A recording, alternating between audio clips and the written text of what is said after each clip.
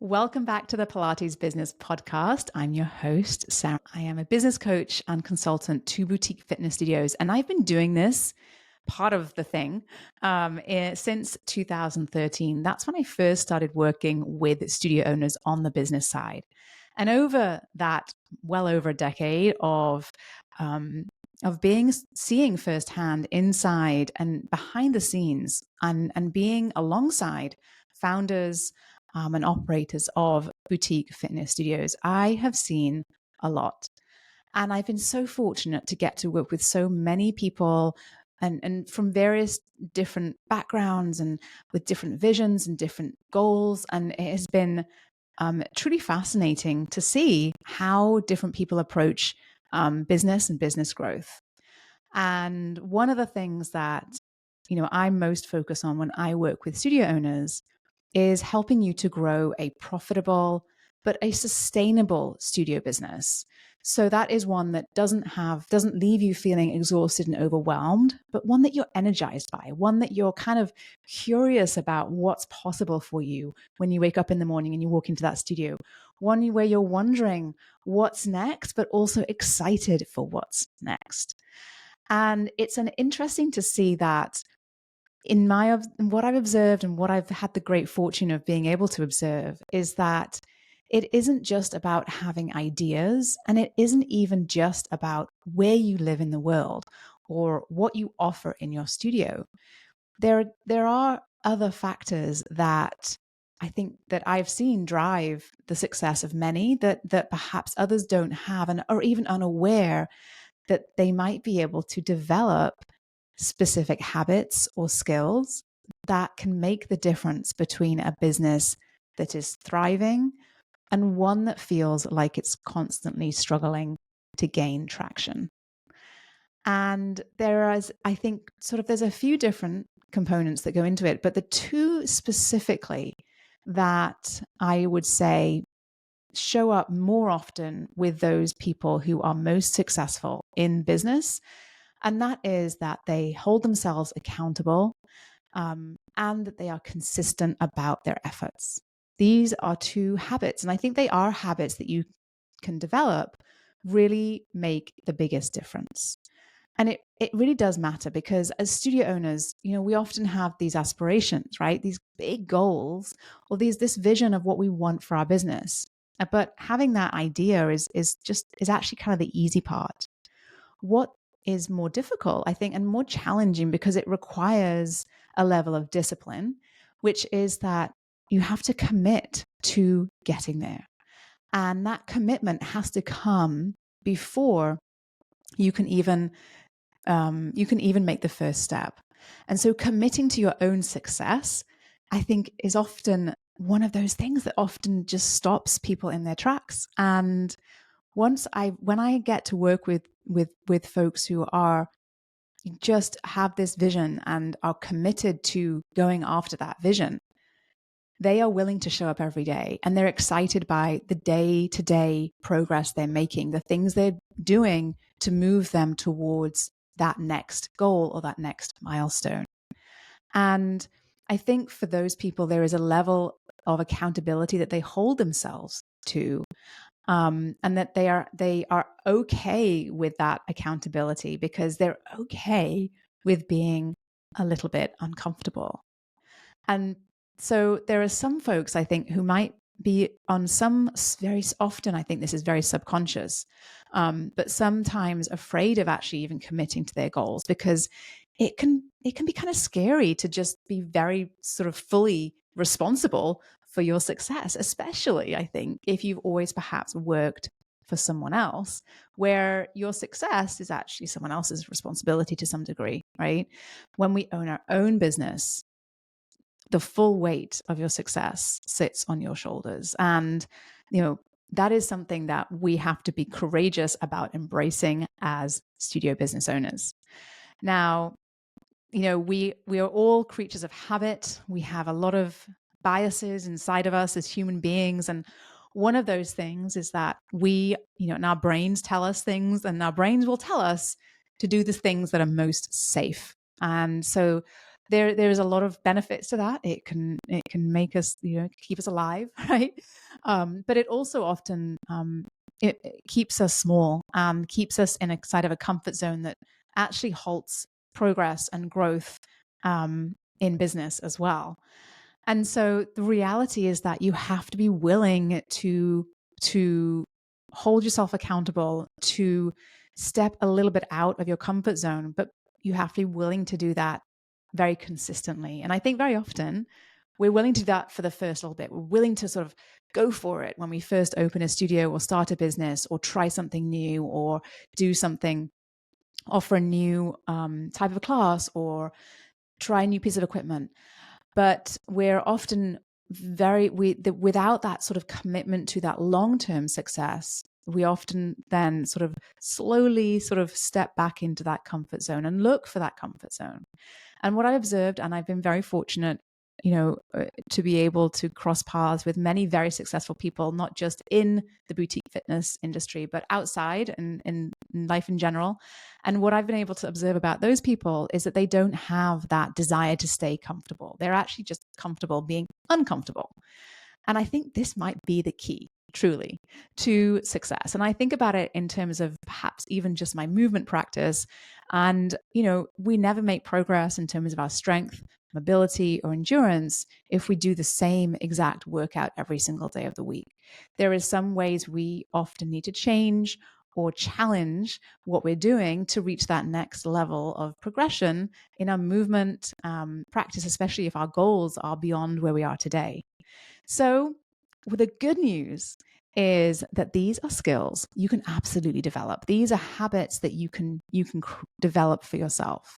And it's not about being perfect, but it is about showing up with intention. It's about believing in yourself, about committing to your own success and building momentum over time.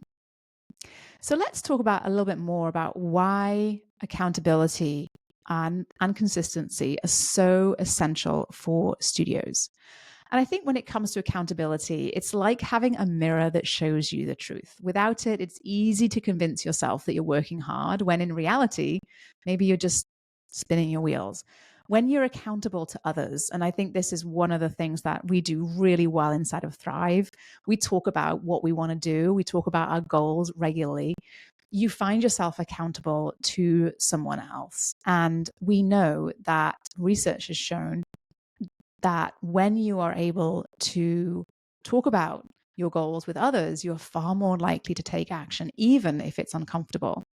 So if you told a friend you'd meet them for a 6 a.m. run tomorrow morning, you probably would show up even if you wanted to hit snooze, right? And so the same principle applies to your business. Now, what we I think are most scared of when it comes to perhaps sharing a goal or something we want to do or something that we want to achieve is we're worried about what other people will think if we do, or maybe worse, if we don't achieve the thing. And I want you to be selective about who you share your goals with, because when you're sharing your goals, like we do in Thrive, with folks who are like-minded and supportive, it isn't about judgment. It's actually about support. This isn't about labeling you as a successful or a failure if you do or you don't meet your targets. It's about supporting along the way, because this is a journey. And it's that structure that really helps you to follow through, especially when perhaps you're erring on maybe I shouldn't, should I do it this way? Should I do it that way? Is this working? And that motivation kind of wanes. So that accountability is really, really critical. Now, the second element that I think is critical is consistency. And this is truly where the magic happens. It's the compounding effect of showing up regularly.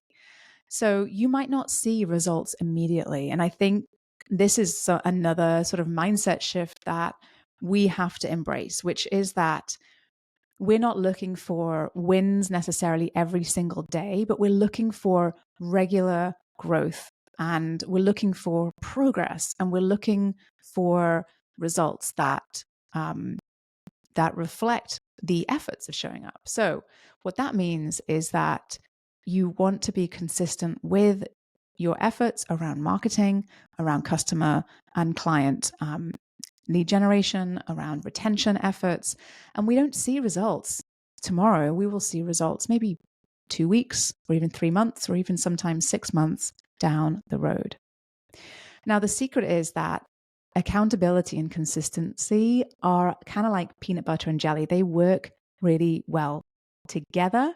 They're good on their own, but together they are kind of the secret sauce, because accountability is how you kind of set those goals and you set a direction.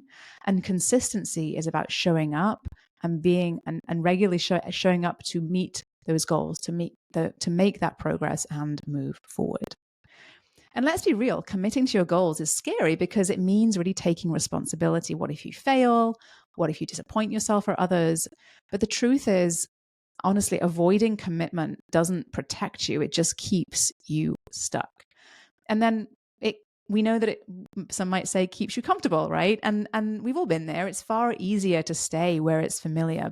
And I think I want to be really clear here. It's not about doing crazy stuff. It's not about being extreme with taking risks at all. Trust me, I am the most risk-averse person you'll ever meet, possibly. But what I believe in is moving beyond the comfort zone when you know it's going to be good for you and your business. And so while it might feel safe, it is probably holding you back, and you're missing out on potential revenue or potential visibility. So if you don't want to show up on social media, you're probably preventing someone who we know is out there looking for exactly what you have to offer from finding you. And that one client could be that perfect client who's going to come 3 or 4 times a week and tell all their friends about you. And that is a missed opportunity because you maybe wanted to stay comfortable and not show your face on social media or not post a video. Pushing your outside of your comfort zone might mean that you start to do something like that. All right. And I think what we are often waiting for is motivation to show up when we need to sort of take action. And it's kind of a myth that motivation comes, that it just shows up one day, just lands on your lap. The reality is that motivation is fleeting. The first thing that you have to have is that commitment, right? And I think that it's that commitment that then drives the discipline to move forward, to make progress, to take action. So let's talk about how you can perhaps build a little bit more accountability and consistency into your business and your world. And the first thing I would like to sort of perhaps suggest is that you think about, what works for you, how you work well when it comes to accountability. Some people are pretty self-disciplined, and once they set that goal, they move towards it on their own. They need very little help and input from others. Whereas other people are really excited about having someone else alongside them who can check in with them on a regular basis. For some people, it's once a week. Some people, it's once a month. Some people, it's every day. So yourself and be mindful of what works well for you. And if you find that you want someone to work alongside, then you'll find that joining a group like Thrive, where you get studio owners who are like-minded, who understand your world and your business, and who you can bounce ideas off of when it comes to what works and what could work and how people may have done it before you and how you could do it for your business, will find it incredibly powerful. Because having that sort of accountability buddy or accountability group will really help you to almost walk through the idea, talk it through out loud, which helps you to visualize it as well. And then you will find it really, things start to fall into place, and you don't even need someone else to harass you. You'll find that you start moving in that direction naturally. So having an accountability group or buddy is very, very powerful. You might also want to use that opportunity and to challenge yourself a little bit, to set those deadlines, tell your team, tell your clients about your goals, and use that sort of external accountability as well. So having people around you who are aware of what you want to do and what your goals are, and people who are, by the way, supportive of you, is really, really helpful. And I would call that sort of like that accountability structure. So I think, when we're trying to build a business on our own, this is a business that is mostly you, perhaps making the decisions, knowing that you have some trusted and informed support around you is really, really helpful. Now, we also know that big goals can be, kind of overwhelming, kind of scary, right? For sure. And so, often that's kind of the big reason why we don't get there.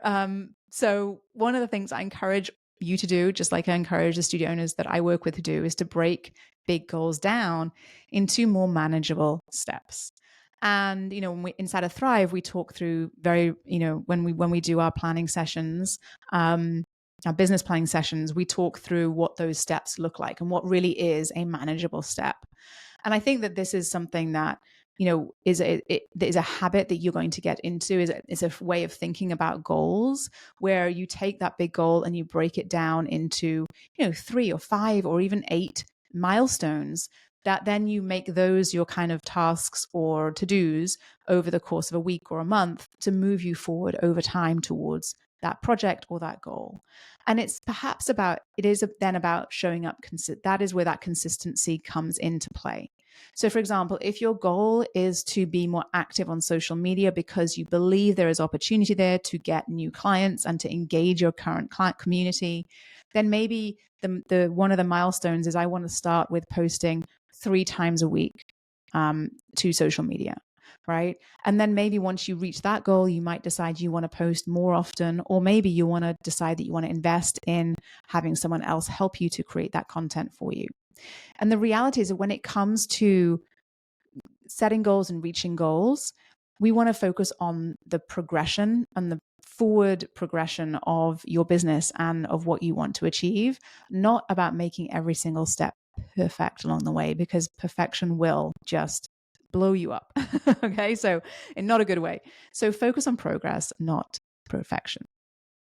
So I also am a big fan when it comes to when we're talking about anything around accountability and consistency, is that we aren't just looking for more and thinking about doing more and more and more and more and more. And I think it's really important that when we set goals for ourselves and then we set those milestones along the way, that we also are very aware as we reach those milestones of how we're going to celebrate and say, hey, you know what? I did that. I got this far. I hit that milestone, or I've completed that goal. I got there. And I think it's super important to acknowledge your progress. And oftentimes as a solo business owner, if you are, if it's just you, or even if you have a partner, you want to, can be quite hard to sort of share your wins with other people. Who do you share them with? Do they even understand that this is kind of a big deal? Right? So you want to make sure you have someone that you can share your wins with. Now, inside of Thrive, we do this. I mean, every time we talk, every single week, we are talking about what progression, what wins people have had, and we're celebrating them. And when you're within a group like Thrive of like-minded studio owners, no matter what that win is, no matter how small it is, your fellow studio owners inside of that group will know that it is a mighty win for you and celebrate you with you accordingly. So you have to acknowledge your progress. You have to keep looking back down that mountain. Now, I don't think we can talk about goal setting without also addressing the fact that, hey, we might not always get there. Right? What happens when you miss a goal? And it happens very frequently. And it's happened to me many, many, many, many, many times, more times than you probably could ever imagine. And I think that one of the things that I've observed around people who continue to grow over the long term is that they don't expect to be perfect all the time. And so when something happens that didn't quite go to plan, or something didn't work out, they view it as part of the process. And they are sort of unattached to the emotion of that failure. They don't allow it to define them or ultimately their success. And so they're quick to change direction or to fix what's happening, or they're willing to recommit to improvement or that next progression. So, I think often I'm going to actually give you a perfect example. So perhaps you add you have a full class schedule and people are on the wait list. And so naturally you would say, I'm going to add some more classes to the schedule, right? Great. And so you add a few classes to the schedule, but they don't fill quite as quickly as you sort of anticipated because all of your other classes are full. And so perhaps you launch a new class, only a few people sign up, and maybe you only give it a couple of weeks to sort of get going, and then you pull the class and you go back to a position where you now have zero capacity on your schedule. And so many folks will find themselves doing that. And unfortunately, when you do that, you take away the opportunity to learn about what might have actually worked better in that scenario. And so I will, if your goal is ultimately to say to add capacity to your schedule, to put capacity on and take it away, is not going to help you to move towards that long-term goal. So adding classes is a great first step, but maybe we need to change the class times. Maybe they need a bit more of a promotion around them. Maybe it was the holidays and no one was really taking new classes or adding any classes to their routine during that period of time. And so we cannot just sort of give up and then not keep trying when we know that ultimately we need to do the thing and make it work. And so there's usually more than one way to reach the goal. And the question is, are you willing to try something different? So you're going to learn from action. You're going to learn from implementation.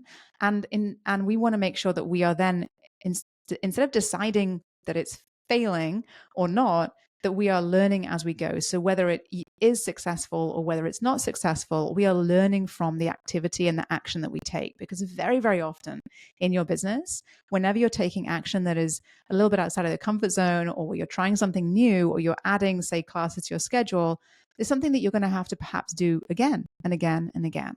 And so you want to get comfortable and understand what worked and what didn't, even if those classes fill up immediately. Why did they fill up immediately? Who else was there? Who came? Why do they come? What are the class times? And you want to gather as much information to make sure that you're making informed decisions. And so when it comes to the next time around, you know what you need to do, and you can even perhaps refine your process even more. So ultimately, I think what we've talked mostly about here is about embracing a little bit of discomfort on a very consistent basis, because that growth really does happen outside of your comfort zone. And the more that you can kind of just practice stepping into a little bit of discomfort, truly the easier it becomes. And so I encourage you to start small. Do something that perhaps you've been a little bit concerned about doing, a little bit scared of, not really sure about, trying to find reasons why you shouldn't. So whether it's perhaps reaching out to a local business for a collaboration, or finally filming that reel for Instagram, take one uncomfortable action this week. And I want you to keep your eyes on that bigger picture. I want you to think about how your business might benefit and change long term if you stick with your activity, your action steps, those day-to-day tasks that are going to lead you towards your goals. So let's do a quick recap. Today, I talked about accountability and consistency and stepping out of your comfort zone on a regular basis. And I also dove into some of the reasons why perhaps that is a struggle, and it's a struggle for many of us, because ultimately we're going against this very natural bias that we have to avoid things that are scary. So it's very common. We all have these concerns, these feelings.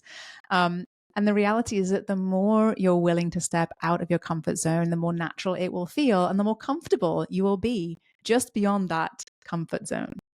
So the actionable steps that you can take today to help to build that little bit of structure around accountability into your business and a little bit more consistency into your routine will really, really support your long-term business growth. Because the truth is, honestly, success isn't about these huge, giant leaps, about taking extreme action, right?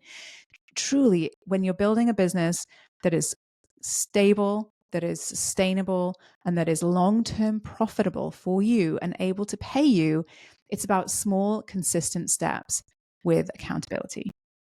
You can do this. And I'll be here cheering you on every step of the way. So if you found this helpful, it's a very interesting topic. I could go on for hours talking about this. Please let me know. And I'd love it if you could share it with another studio owner, perhaps who you've had some conversations with around this, who perhaps could use a little bit of encouragement or who might want to become your accountability buddy. Until next time, keep showing up for yourself and your success. You are capable of far more than you think.